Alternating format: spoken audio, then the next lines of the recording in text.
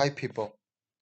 So later today, almost certainly Liz Truss will be announced as the new leader of the Conservative Party, and tomorrow Prime Minister, our 56th Prime Minister.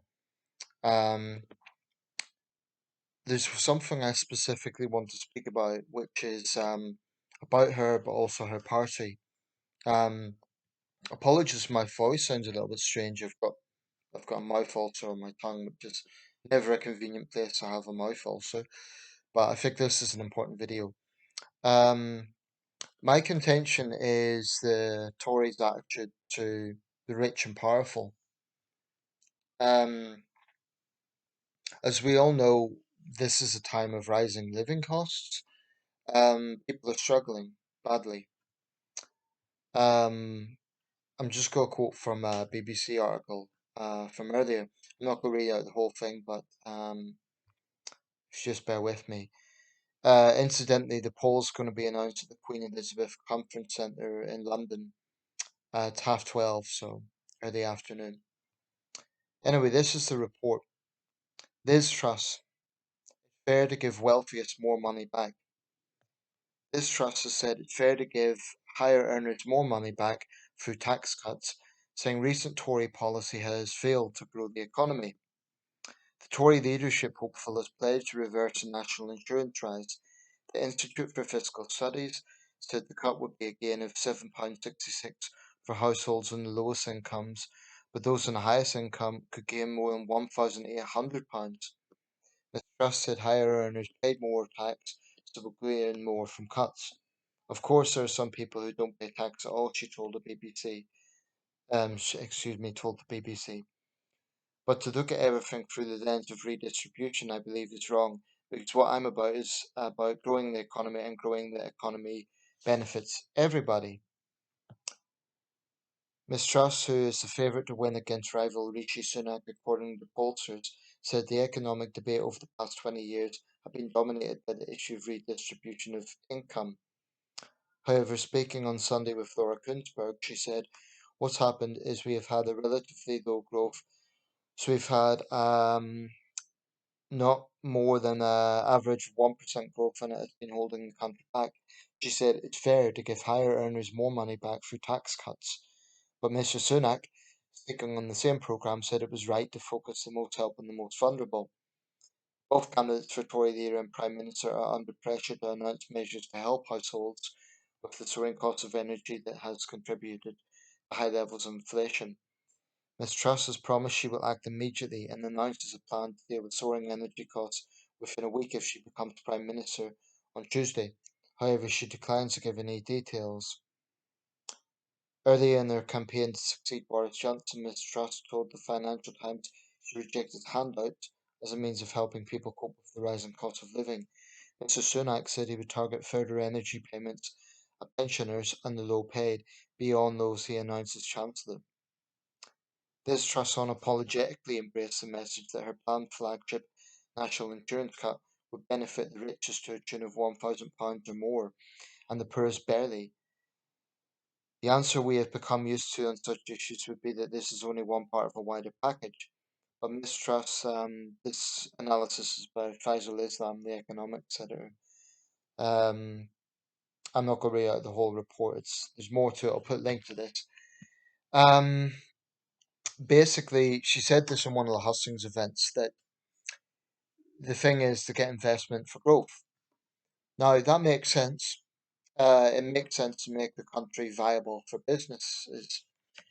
Here's the problem. I'm not an economist, right? So I'm looking at this very much in, I guess, layman's terms and just as a citizen. But here's the problem.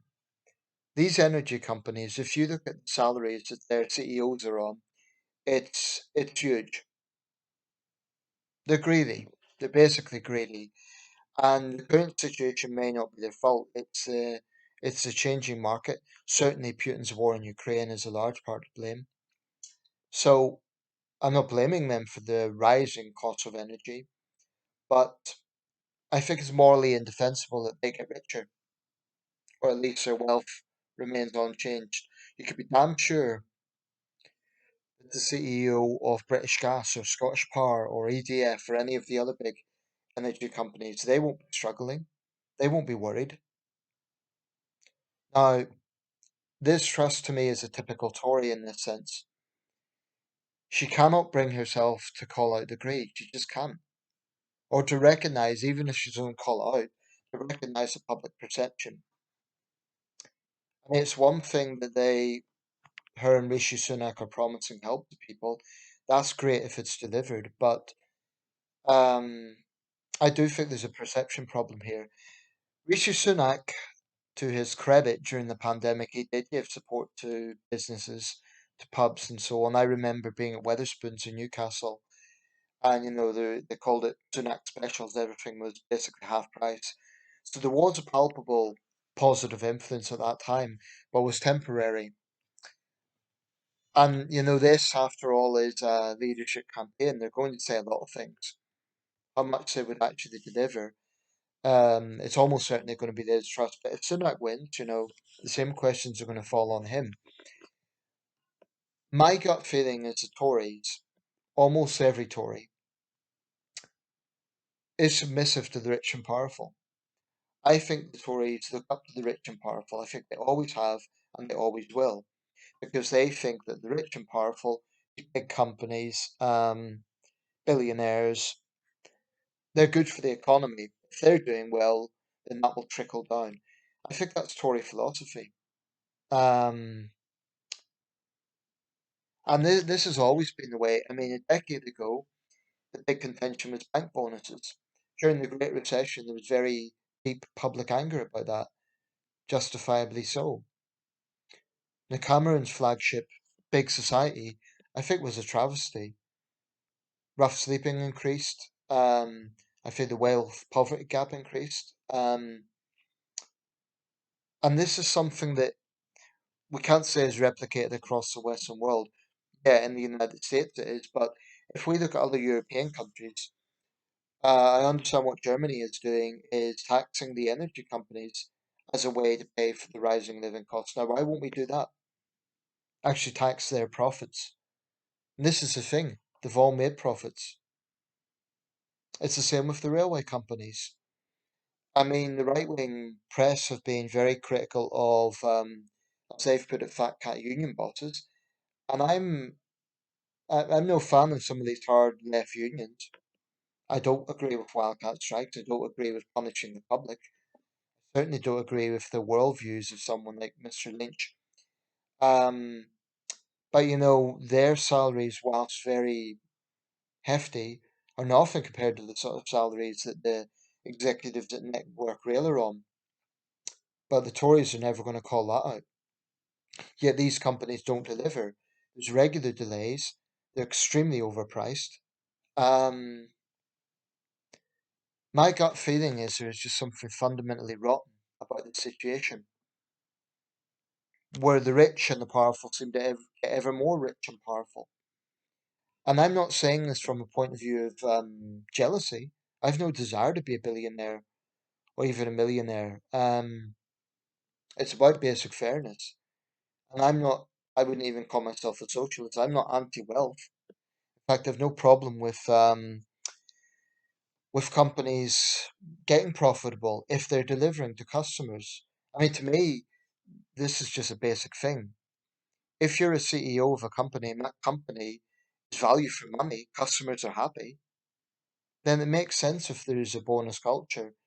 But what I think seems to be intolerable is they're getting either the wealth is maintaining or it's getting higher at a time when people are struggling. We're certainly not all in this together. But on the issue of Liz Truss, she's an insider. She was foreign secretary. She is foreign secretary under Boris Johnson. She has doggedly refused to condemn him in any way, shape, or form. Apparently, there's a backbench campaign to get Johnson put on the ballot and a vote of no confidence and trust. I don't think that's good. Firstly, because Johnson deserved to resign. I think he brought on his problems himself. But I also think it would look bad to our enemies if there's kind of a power struggle and we change Prime Minister again, if Truss only serves a few months, I don't think that would be good for this country. As much as I have these contentions with her and her party, I don't think it's a good idea to change Prime Minister frequently. But, I've mentioned this before. Partygate is pure corruption. It's one rule for them and another rule for us. And I don't think Liz Truss gets it. I don't think Rishi Sunak gets it. I don't think the Tory party get it. Possibly a few backbenchers get it. Well, to be fair, the rebels got it when they staged that, yeah, rebellion against Johnson. And they got vilified as traitors and not with the program. And then you got the big names rebelling later on. But they recognise the public anger. The only people who defend Partygate or try to downplay it are either Tory members or Johnson cultists. The fact of the matter is, it's not just about a party, it was about corruption. It was about the fact that ordinary people were fined excessively, whilst the Prime Minister and his inner circle got away with it, pretty much. And I think that's intolerable. I think the current government is very corrupt. I mean, what is this trust going to do to clean up our party from the influence of Russian oligarchs? Someone like Jeremy Corbyn on the left is openly pro-Russia. I mean, there's no secret about that. His worldview is far left, and it always has been. But the Tories are a bit more sneaky about it. They've been getting Russian billions.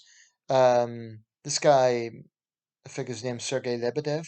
Um, I think Boris Johnson has questions to answer about that. I mean, he has close ties to Putin. So yes, it's true that Johnson has been on the forefront of defending Ukraine. He deserves credit for that. He's on the right side of history. But what was with the meeting with Mr. Lebedev? I think the Tories are very corrupt. I think they're full of sleaze. And Liz Truss has said nothing about cleaning up their image. Nothing. In fact, she's doubled down. She said, oh, well, he made mistakes. Forgive him and move on. That's basically her attitude. And of course she's going to say that because she's an insider. I'm not saying she is personally corrupt, but she has failed, I think, to understand the public optics. If Labour win in 2024, I think a lot of this will be the reason. That doesn't mean they're guaranteed to win. There's a lot of contentions people have with Labour. I have issues with Labour. But I do think there's something fundamentally wrong about the way the Tories are so submissive to the rich and powerful. They just cannot bring themselves to condemn greed. Unless, of course, they're attacking union bosses. But they'll never attack the greed of CEOs. Why not? And it's probably the one big thing that stops me voting Tory. In other areas, in terms of national defence, crime, they're broadly better, although they haven't really delivered. But in many areas, I can get on board with the Tories. But when it comes to